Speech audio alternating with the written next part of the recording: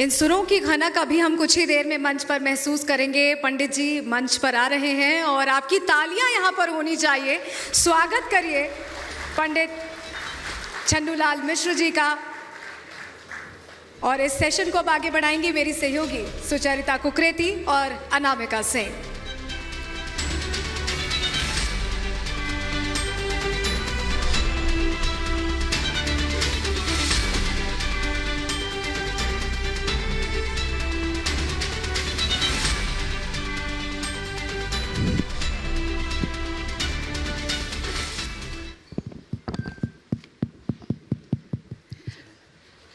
हाँ, चल रहा है। एक बार आप महाराज जी आप एक बार बोल कर देख लीजिए। बिल्कुल आपकी आवाज जा रही है, माइक खुशकिस्मत है। मुझे लगता है कि ये हम सब के लिए बहुत ही एक गौरव का पल है कि महाराज छन्नूलाल जी हमारे बीच हैं। जब हम राष्ट्र सर्वोपरि की बात करते हैं और राष्ट्र की बात करते हैं तो राष्ट्र के एक रत्न हैं पद्म विभूषण महाराज छन्नूलाल जी। तालियों के महाराज जी, मुझे लगता है कि सबसे पहले मैं यही पूछना चाहती हूँ, हमारे रिपब्लिक भारत की समिट में हम हमेशा कहते हैं राष्ट्र सर्वप्रथम। आपको लगता है कि संगीत राष्ट्र को एक साथ पिरोने में एक बहुत बड़ा जरिया है?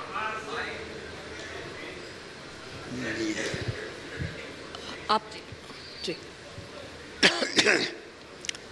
देखिए,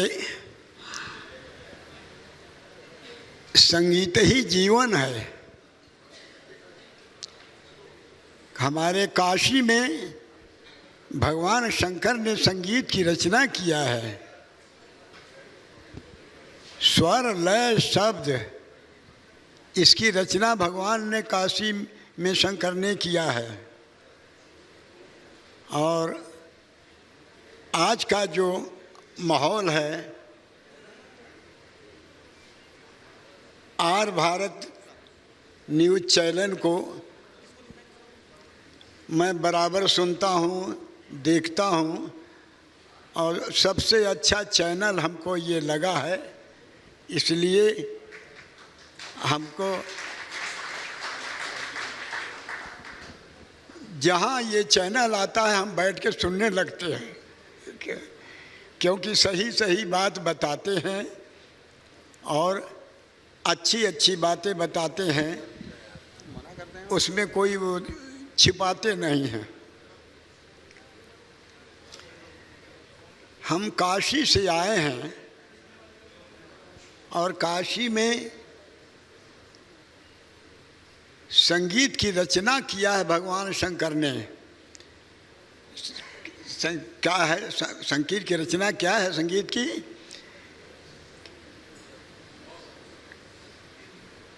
नृत्यम वाद्यम गीतम त्रयम संगीतम उच्यते।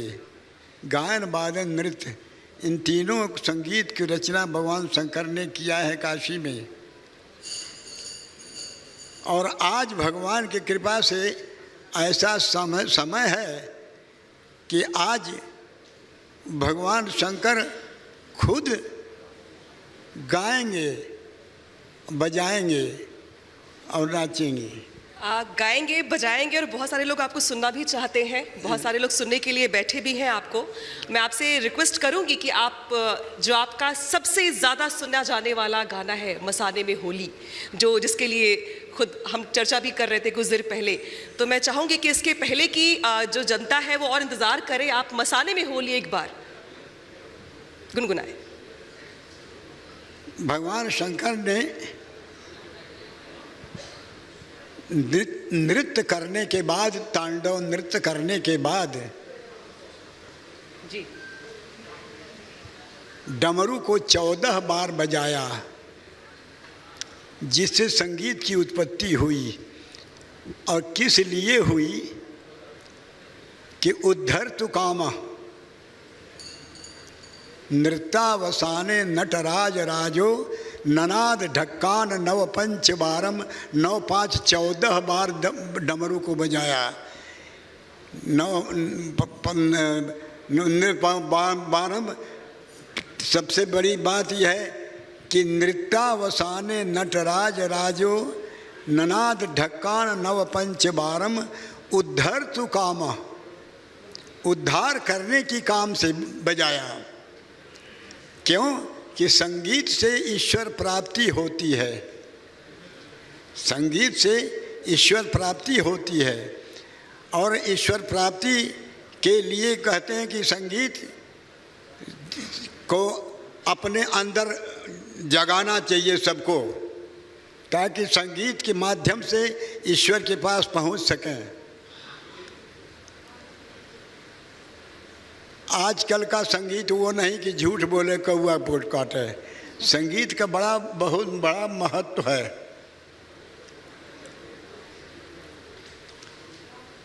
तो इससे उद्धार हो ऋषियों का, इसलिए भगवान शंकर की उत्पादन किया संगीत को। और वो डमरू बजा करके नाचते हैं, गाते हैं। और आज के दिवस में आप लोगों के सामने वो भजन जो हम सुनाएंगे उसमें वो नाचेंगे, गाएंगे। क्या भजन है? डिमिक डिमिक डमरू कर बाजे, डिमिक डिमिक डमरू कर बाजे, प्रेम मगन नाचे भोला भोला, प्रेम मगन नाचे भोला। डिमिक डिमिक डमरू कर बाजे, प्रेम मगन नाचे भोला। कैसे नाचते हैं? कि सिंघी नाद बजावत गावत, सिंघी नाद बजावत गावत। और तो जोगी हैं तो लटक रही बगली झोला भोला, डमक डमक डमरू कर बाजे, प्रेम मगन नाचे भोला। और नाग जो इनके सामने नाचता है वो क्या करता है? कि नाग फनन सो करत आरती, नाग फनन सो करत आरती, देव देव गति अनमोला भोला। डमक डिमक डमरू कर बाजे, प्रेम मगन नाचे भोला भोला। भाल चंद्र सिर गंगा लहरे, गंगा कैसे लहरती हैं? भाल चंद्र सिर गंगा लहरे, भाल चंद्र सिर गंगा लहरे, हाथ लिए भाग की गोला भोला। डिमिक डिमिक डमरू कर बाजे, प्रेम मगन नाचे भोला, प्रेम मगन नाचे भोला, प्रेम मगन नाचे भोला। जोरदार तालियां हो जाए एक बार।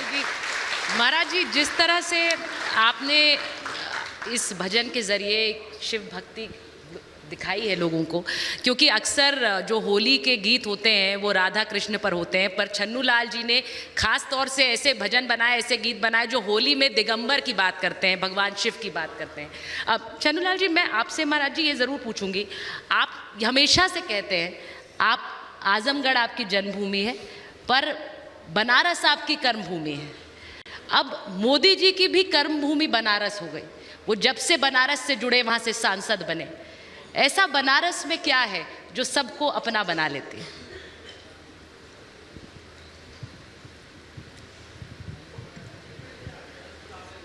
दरअसल ये है कि अब 87 साल का उम्र हो गया है, कान से कुछ कम सुनाई देता है, जो बात है। जोर से बोलिएगा, हमको तो समझ में आएगा तो हम उसका। मैं बस चाहती हूँ महाराज जी कि आप बनारस से जो आपका जुड़ाव है, आप इतने साल से बनारस में हैं, बनारस से जो आपका जुड़ाव है उसके बारे में हमें बताएं, क्योंकि अब तो मोदी जी भी वहाँ से सांसद हैं, उनका भी एक जुड़ाव, कर्म भूमि आपकी बनारस है। देखिए, बनारस हमारा ऐसा शहर हो गया है, अभी पहले का बनारस और अब के बनारस में बहुत अंतर है। अच्छा। पहले का बनारस गलियों में था और अब खुलता में हो गया है। मोदी जी की कृपा है, उन्होंने बनारस को उल्टा कर दिया है, रस बनारस, यानी रस बनारस, रस ढाल दिया है बनारस में उन्होंने। जहाँ देखिए वहीं लोग कहते हैं कि वाह, क्या कितना अच्छा काम कर दिए हैं मोदी जी, कि जो बनारस को चमका दिए हैं, बनारस को किस तरह होना चाहिए, अब बनारस वैसा हो गया है। और हम लोग भी जाते हैं दर्शन करने तो लगता है कि हाँ, अब वो बनारस नहीं है। सड़कें इतनी अच्छी अच्छी सड़कें, सुंदर सुंदर चौड़ी चौड़ी सड़क, और अगल बगल खजूर का पेड़ वो सब लगवा दिए हैं। कितना बढ़िया लगता है कि जहाँ जाए मन तहीं लोभाई, जहाँ मन जाता है वहाँ लोभा जाता है देख करके। हमसे तो कुछ लोग कहे कि पंडित जी, हम लोगों के विचार से तो ऐसा प्रधानमंत्री कोई नहीं आया। आप उनके प्रस्तावक भी रहे थे और तब से आपकी उनसे मुलाकात हुई, कई तस्वीरें भी सामने आती रही हैं। मैं इसीलिए पूछती हूँ क्योंकि बनारस से एक जुड़ाव जो रहा, आप तो इतने समय से बनारस में हैं, वो भी जब से सांसद बने बनारस में, बनारस के साथ जुड़ते चले गए। ये बनारस को लेकर महाराज जी, मैं अगर कहूँ आपसे कोई एक गीत या कोई भजन, क्योंकि आप तो बनारस के साथ एक बहुत लंबा समय आपका रहा है। बनारस का 3 नाम है, वाराणसी, बनारस और काशी। जी। तो काशी वो है जो भगवान शंकर के त्रिशूल पर विराजमान है, काशी। बिल्कुल। और बनारस वो है जहाँ का रस कभी बिगड़ता नहीं है, हमेशा बना रहता है, उसका नाम है बनारस। काशी और बनारस। तो काशी में और बनारस में अंतर यही है कि जहाँ का रस हमेशा बना है वो है बनारस। बिल्कुल। उस रस को बनाने में आपकी तो बहुत बड़ी भूमिका रही है। आपकी आवाज ने वो रस घोला है। मैं सही कह रही हूँ कि नहीं कह रही हूँ? तो और बनारस ज्ञान का खान है जी। वहाँ से जो चीज़ चाहे निकाल ले। मोदी जी के बारे में हमसे मिलने वाले जब आते हैं मिलने तो यही चर्चा करते हैं कि ऐसा कर्मठ प्रधानमंत्री नहीं आए। क्यों? कि वो 4 घंटा सोते हैं और 20 घंटा काम करते हैं। तो इतना मेहनत करने वाले कि जो हमेशा बना रहे, तो बिना कर्म किए के आगे बढ़ नहीं सकता है कोई।